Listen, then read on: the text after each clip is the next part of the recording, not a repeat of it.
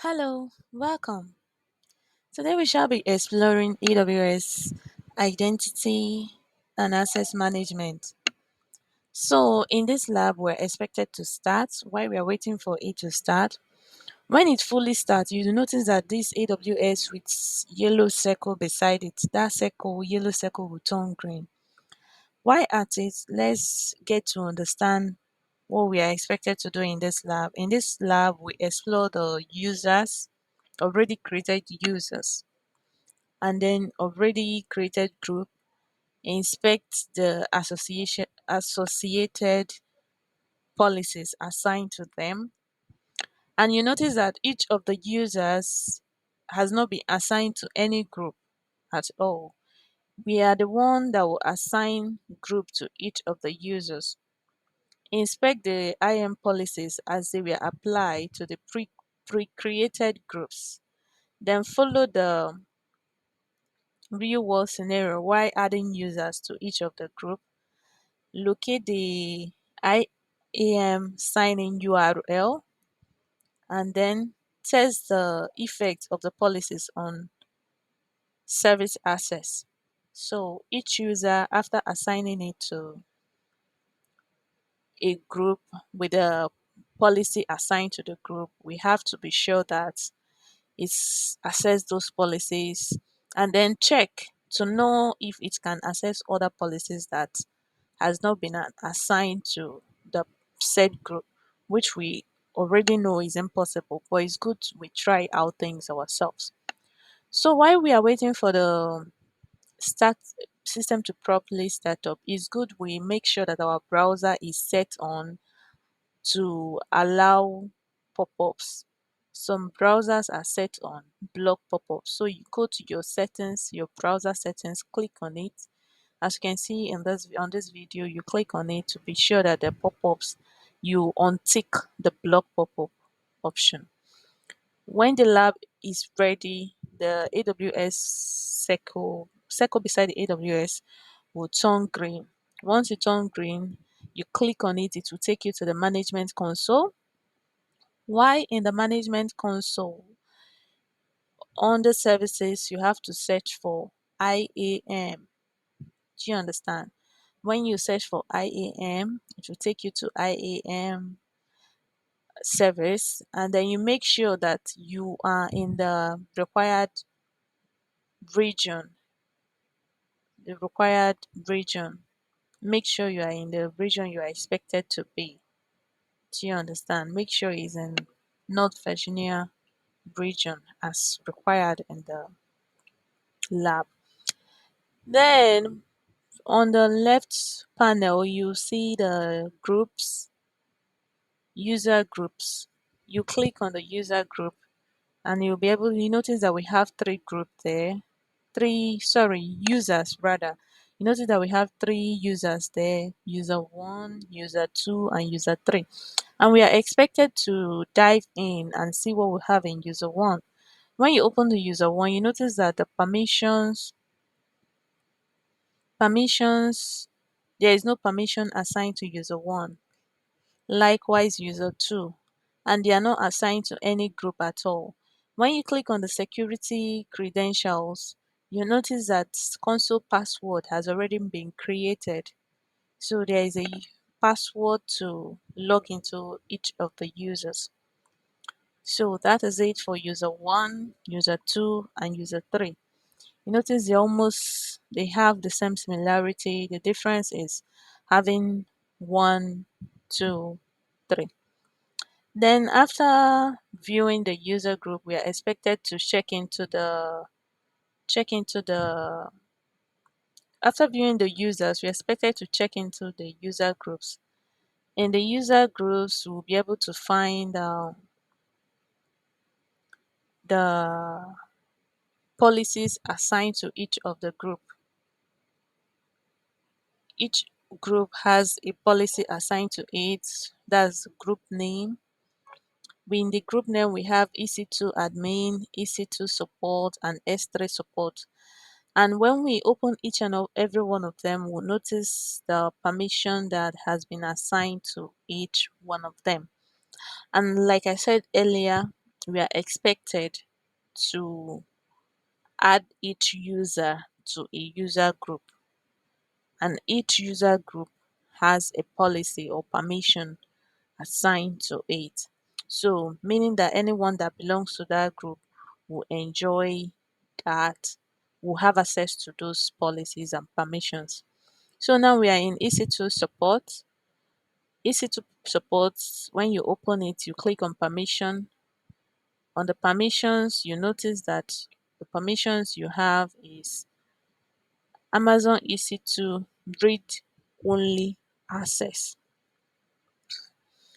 So this user has access to read only.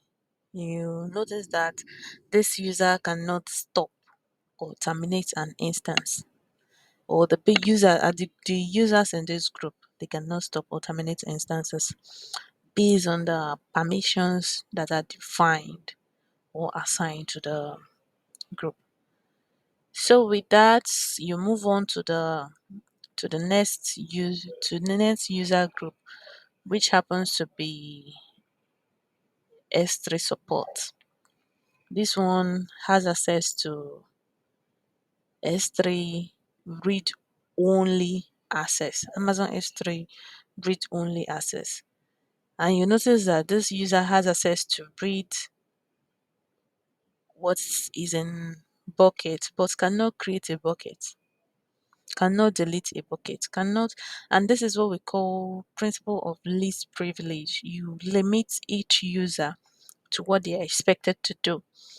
And the next one we have is EC2 admin. When you open it, you notice that this user has access to modify EC2, meaning the other one cannot stop an instance. But this admin group, the other one is support, EC2 support group. This EC2 admin group, users in this group, they can stop instances, they can modify instances. And we are going to see all this in practice in this video. Just in a short while, we'll be able to say it. So the next thing we are expected to do is, after exploring the users, the user groups, the permissions, we notice that most of those permissions are in JSON format. So what we are expected to do next is to add each user to a user group. And in adding each user to a user group, how are we going to do that? You open the user group. When you open the user group, you select the group you want to add a user to. So while at that, user user one will be added to user one will be added to S3 support group. User one will be added to S3 support group. So when you open the S3 support, you go to the left pane again under the IAM, Identity and Access Management console. So you click on the S3 support. When you click on it, you see option for users. You click on add user. Once you click on add user, you see the list of users there. You select user one, and you notice that you've added the user to S3 support group. That same way, you go to EC2 support group, you click under users, you select add user. Once you select add user, you select on user 2, then you add EC2 user 2 to EC2 support group. Then after that, you find your way to user the group EC2 admin group. In the EC2 admin group, what do? You you again select a user, that's user 3, add to EC2 support group. So after adding user 3 to EC2 support group, we now notice that you click on the users, you notice that each of the users belong to one group. Each of them belongs to one group. So after adding them to the groups, you are expected to open the log into the management console as each user to try out their permissions. The login detail is provided, but while logging in, be sure to log in into private browser or a different browser entirely so that you can be able to log in as a user. If you're using the same browser in which you used to explore the user groups and users, you will not be able to get what you want. You need to sign in as a user because in that previous group you were there as admin or as a root user. So to sign in as a user, you have to do it in a private browser. Here we are in user one. We are trying out user one. User one has do have access to S3 bucket to view, but not to create. So here we try to create a new bucket, but we were denied access because that's not part of the permission assigned to this group. And user one belongs to this group, so it doesn't have that permission. Then outside that, we still went on to try to know if we can be able to access EC2. No, though we understand that that permission is not granted for this group.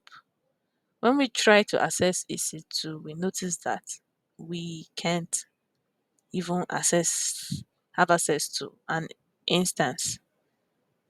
You are not authorized to perform this operation. After navigating or exploring that one, we have to log out from user one, log into user two, EC2, is user two that is in group two. Group two have access to EC2 support. So EC2 it cannot modify. When we log into user two, we're able to access the permissions assigned for this user group.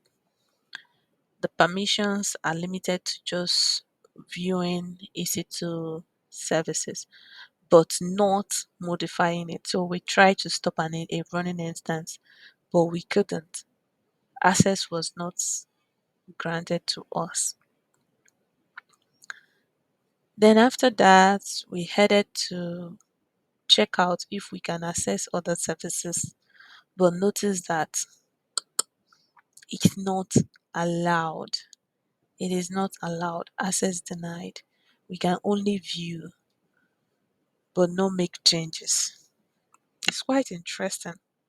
So if you have a staff or a team member, you assign access to user, you added in user in group two, and the person is hoping to go outside his work jurisdiction.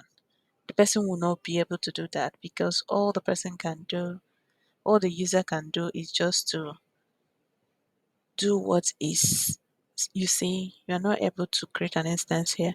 All the user can do is to be able to do what is assigned assigned for each group where the user finds himself.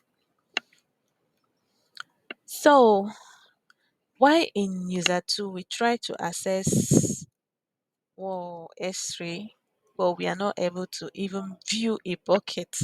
We are not allowed to view a bucket, not even view, because that permission is not assigned to that group.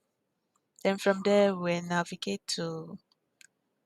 have to log out and access the permissions of user 3. Now we sign into user 3 account, and user 3 do have access to create stopping EC2 instance. The permission allows it to stop a running instance. So we can be able to stop instance. So what we understand from this exploration exploring AWS identity and access management is that we with IAM you can be able to limit access to a user. Yes. What you do is that if there are more than one users, or if depending on the number of your organization, you create user groups. Find the permissions that define the permission that is each user is needed or each group is needed. Then the users that need that same access, you assemble them in a particular group. You can have admin group, you can have support group. You support group will not have full access as admin group. You can have developers group. You make sure that the you assign the limited amount of access to each group. While at it, we have come to the end of this wonderful and amazing video. So after